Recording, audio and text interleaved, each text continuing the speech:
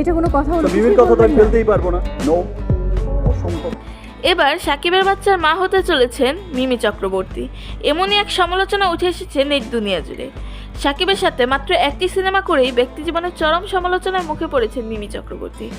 এবার শুধু প্রেমের মধ্যেই নয়, সাকিবের বাচ্চার মা হওয়ার আলোচনায় এসেছেন মিমি চক্রবর্তী। জড়িয়ে গেছেন বুবলির সাথে বাঘবন্দিতার খেলায়।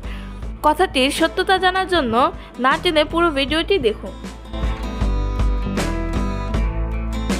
কিছুটা গুঞ্জন আগে থেকেই রয়েছে, কলকাতার নায়িকাদের ক্রাশ শাকিব খান। তবে কি শাকিব খানকে কাছে পেয়ে নিজেকে উজাড় করে দিলেন মিমি চক্রবর্তী?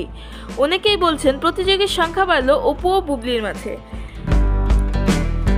সাকিবের সাথে একটি মাত্রই কাজ করেছেন মিমি চক্রবর্তী, তবে পর্দায় ব্লকবাস্টার হলেও ব্যক্তিজীবনে তার নানা আলোচনা তৈরি করেছেন।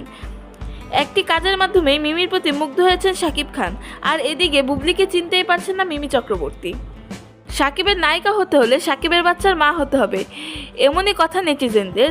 বুবলির ইস্যুটি প্রকাশ্যে আসার পর এই কথাটি মানুষের মুখে মুখে মুখরোচক একটা শব্দে পরিণত হয়েছে। কলকাতায় আয়োজিত তুফানের প্রেসকল অনুষ্ঠানে মিমি বলেছিলেন বুবলিকে সে চিনেন না, আর অন্যদিকে সাকিব তাকে বারবারই হট নায়িকা বলে সম্বোধন করছিলেন। এ থেকে গুঞ্জন উঠেছে সাকিবের মনে মিমির জন্য একটি সীমাবদ্ধতা তৈরি হয়েছে। এ কথার সূত্র ধরে এখন নানাজনে করছেন নানা মন্তব্য। তো ভিউয়ার্স, এ বিষয়ে আপনার কি মতামত তা জানান আমাদের কমেন্ট বক্সে।